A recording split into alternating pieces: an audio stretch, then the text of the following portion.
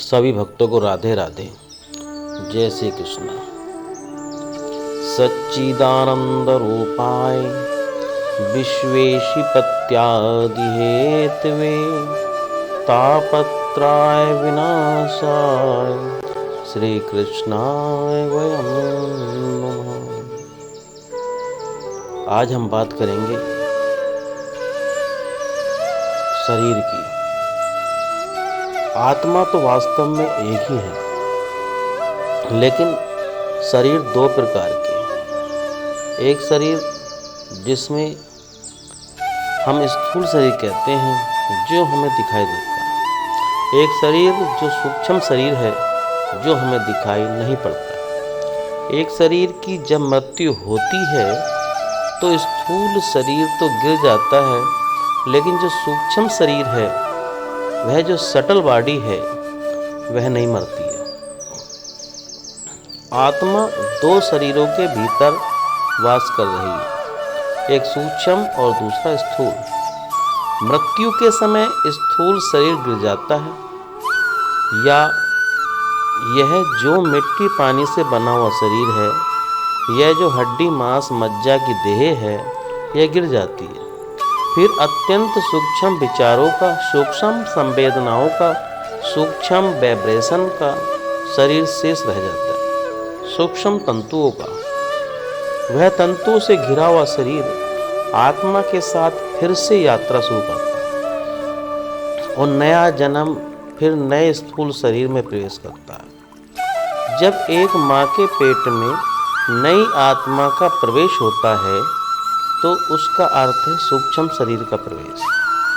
मृत्यु के समय सिर्फ स्थूल शरीर गिरता है, सूक्ष्म शरीर नहीं। लेकिन परम मृत्यु के समय, जिसे हम मोक्ष कहते हैं, उस परम मृत्यु के समय स्थूल शरीर के साथ ही सूक्ष्म शरीर भी गिर जाता है।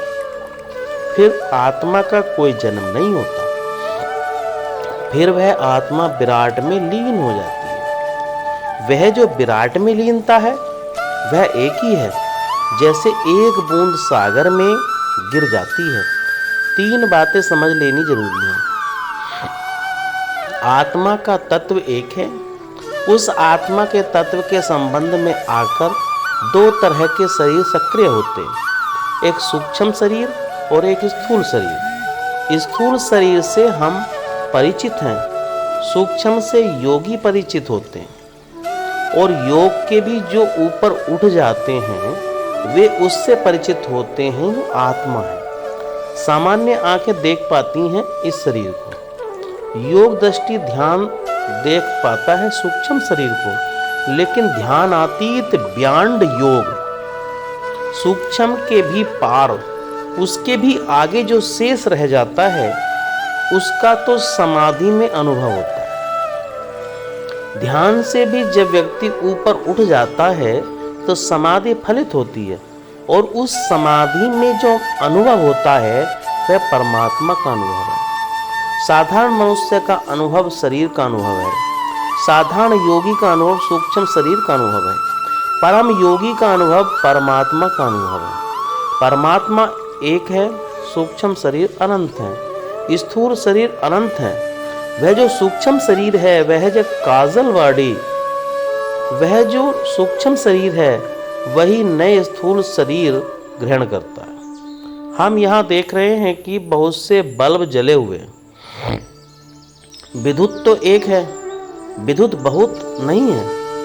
वह ऊर्जा, वह शक्ति, वह एनर्जी एक है, लेकिन दो अलग बल्बों से वह प्रकट हुई है।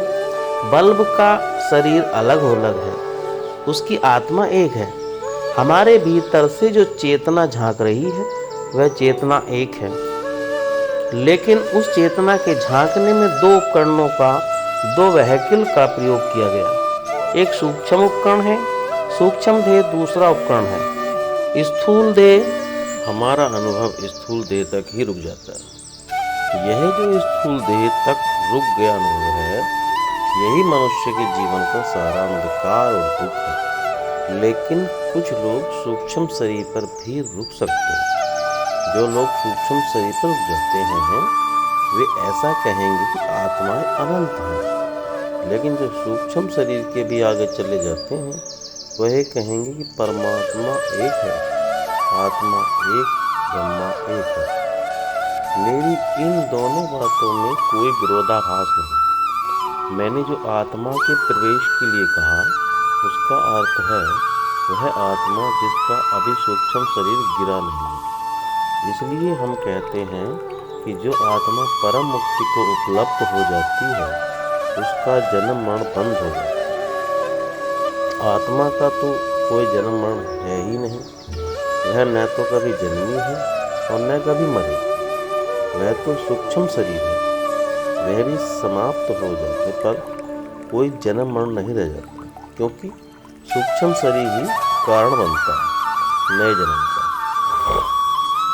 सूक्ष्म शरीर का अर्थ है हमारे विचार, हमारी कामनाएं, हमारी वासनाएं, हमारी इच्छाएं, हमारे अनुभव, हमारा ज्ञान, इन सब का जो संग्रहीभूत, जो इंटीग्रेटेड सीड है, इन सब का जो बीज है वह हमारा सूक्ष्म शरीर है।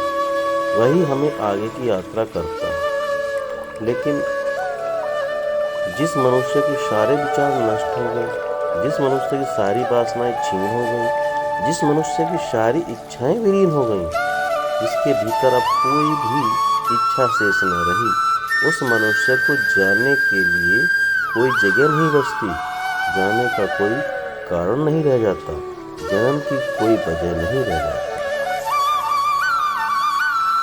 आज के लिए इतना ही। जय श्री राधे, जय श्री।